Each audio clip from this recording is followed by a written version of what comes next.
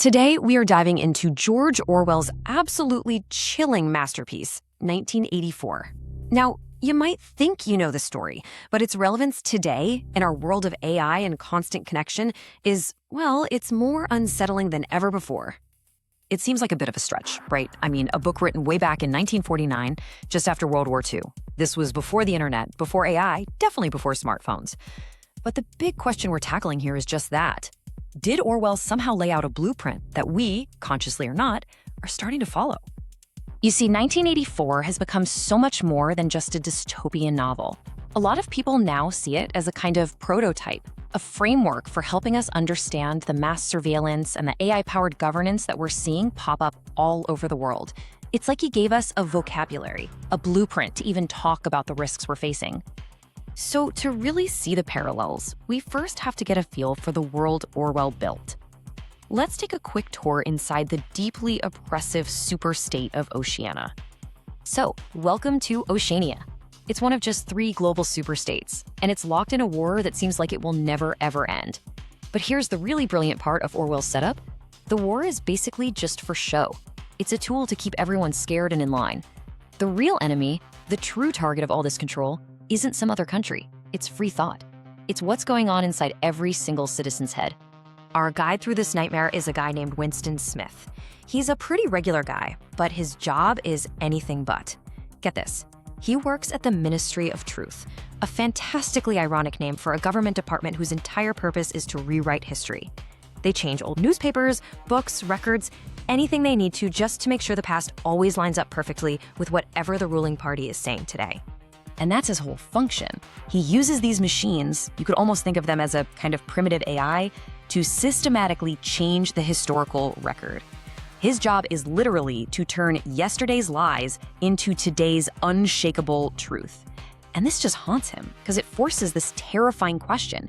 If the past can be changed whenever they want, does objective truth even exist anymore? So how in the world does the party maintain this kind of absolute power?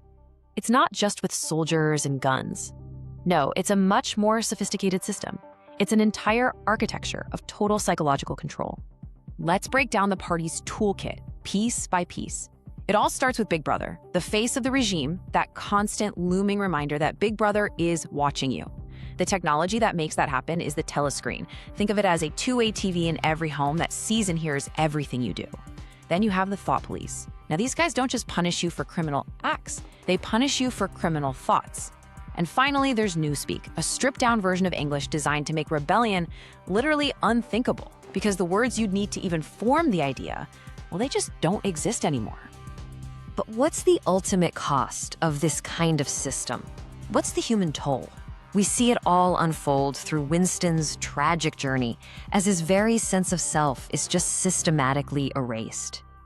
His story really happens in 3 heartbreaking stages.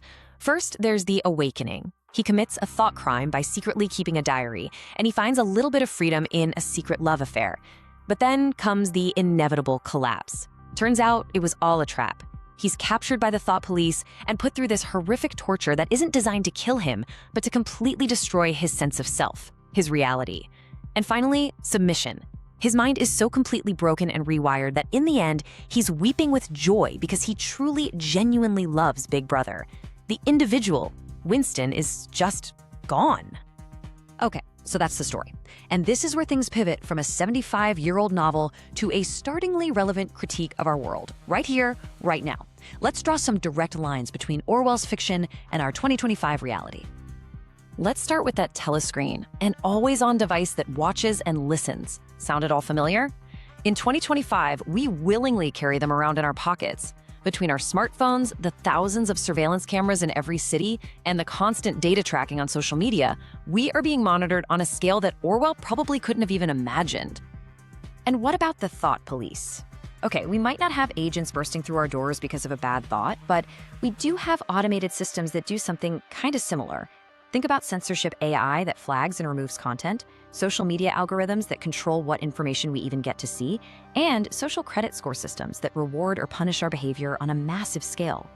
It's a quieter, maybe more subtle form of thought control, but it's there. In a Ministry of Truth, the The whole idea of rewriting history used to seem so extreme, but now we have technology that makes it alarmingly easy. AI-generated deepfakes can create a totally false video of anyone saying anything. Social media manipulation campaigns, state-led propaganda, they can shape what the public believes on an industrial scale, just blurring that line between what's fact and what's fiction. Now, this next parallel is probably the most debated one, but it is worth thinking about. Some analysts draw a line from Orwell's Newspeak to some of the contemporary debates we see around speech codes and cancel culture. The argument is that these forces, whatever their intent, can also shape and limit the boundaries of what's considered acceptable speech and, by extension, acceptable thought. All of this stuff, the surveillance, the control, the manipulation, it all leads to the party's ultimate goal, creating a world where 2 + 2 = 5. And this isn't about bad math. It's about demonstrating that pure power can redefine reality itself. It's about creating a world where ideology and how you feel can be forced to become more true than a simple, objective fact. A phenomenon we see all the time today in what people call our post-truth era. So, what's the way out of this? What's the central message Orwell really wanted us to take away from this whole nightmare? Well, it's actually simpler and way more profound than you might think. This is maybe the most important quote in the entire book. Winston writes it in his secret diary early on, and it becomes his personal mantra, his last little piece of sanity. Freedom is the freedom to say that 2 + 2 = 4. And that right there gets to the absolute core of the book. In a world that is built on lies, just holding on to a basic, verifiable truth, that is the ultimate act of rebellion.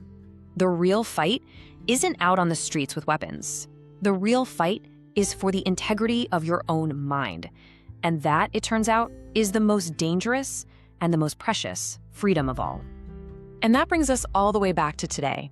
We face a different kind of power, the invisible power of algorithms that filter our reality, and AI that can generate convincing lies in a heartbeat.